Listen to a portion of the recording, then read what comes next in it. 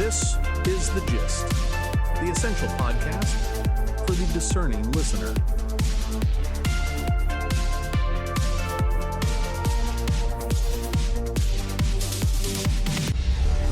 Welcome to The Gist. It is Thursday, July 16, 2026. I'm John. And I'm Mary. Let's get right to it.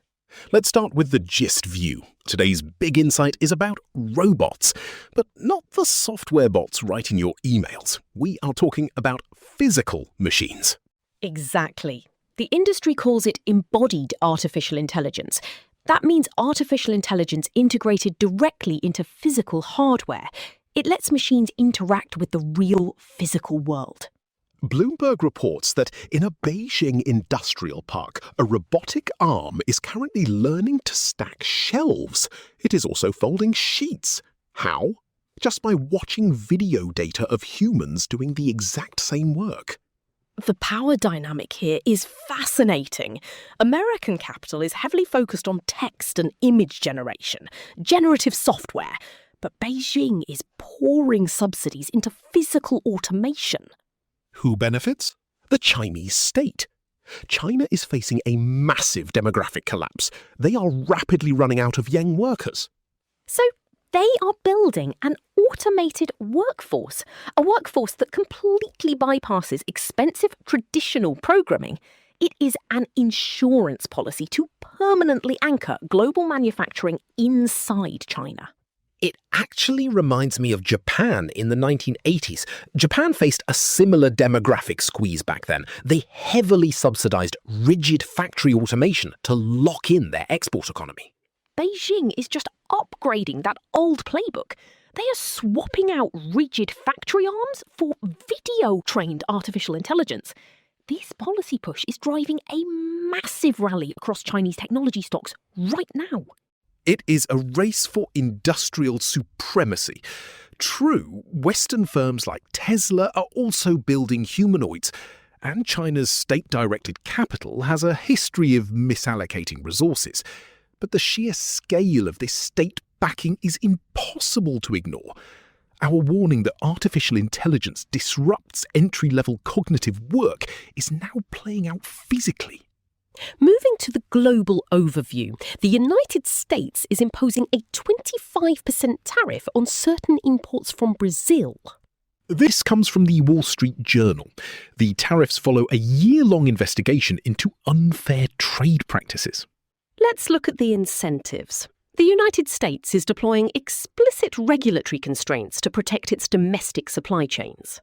It immediately alters the math of cross-border trade. It makes Brazilian goods instantly more expensive, forcing American buyers to source locally. Next, over to Ukraine. President Volodymyr Zelensky is shaking up his wartime cabinet.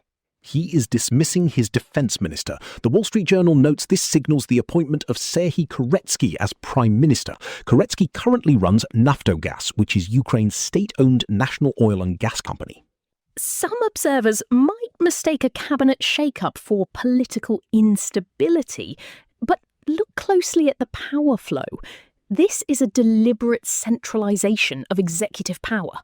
Right. Zelensky is pulling control closer to the centre. He is securing the institutional leverage needed to keep the wartime machine running. Let's turn to the European perspective. We are watching a massive leap in medicine. The Guardian reports the first human patient has received a gene therapy that actually reverses cellular aging. Scientists are targeting the retina in the eye. The therapy makes old retinal cells behave exactly like young cells. The process is called epigenetic reprogramming. But this creates a headache for European regulators. Their framework is built to manage symptoms. It is not built to treat root cause aging. Regulators legally treat aging as a natural process. They do not view it as a disease. So, age reversal therapies face huge legal walls unless they target a highly specific physical ailment. There is a valid reason for this caution. Systemic, whole-body age reversal carries massive, unknown cancer risks. That is exactly why this therapy is strictly limited to specific cells in the eye for now. Speaking of regulatory frameworks falling apart, let's talk about European banks, specifically the credibility of bail-ins. A bail-in is a financial rule. It forces bondholders and investors to take the financial hit when a bank fails before any taxpayer money is used. But a new analysis by the CEPR shows markets no longer believe bail-ins will happen. The CEPR is the Centre for Economic Policy Research, a prominent network of European economists. It all traces back to March 2023 when Credit Suisse collapsed. Swiss authorities threw the rulebook out the window. They bypassed the standard resolution plans to guarantee UBS could take over the failing bank. That sent a very clear signal. Investors now price in a much lower chance that they will actually be forced to take losses. The post-2008 bank failure framework has suffered a structural decline in credibility. Finally, the European Parliament in Brussels is taking a break. Politico notes the 719 lawmakers are on a 6-week recess, returning on August 31st. But this recess is just a pause for a major power struggle. When they return, they will negotiate the institution's mid-term reshuffle. This reshuffle decides who leads the key committees, and those committees directly control the legislation governing the bloc's industrial resources. It is all about who holds the pen.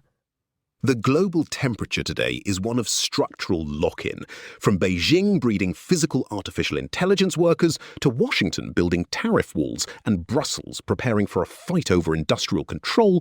The great powers are aggressively securing their supply lines for a volatile decade.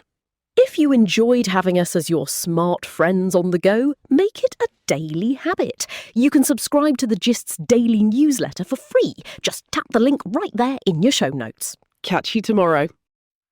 The Gist, News Digest, and podcast are entirely written and produced by artificial intelligence. The Gist is out 3 times a day, every day, providing you with a liberal perspective on what to expect next.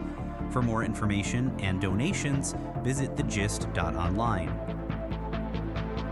Thank you for listening.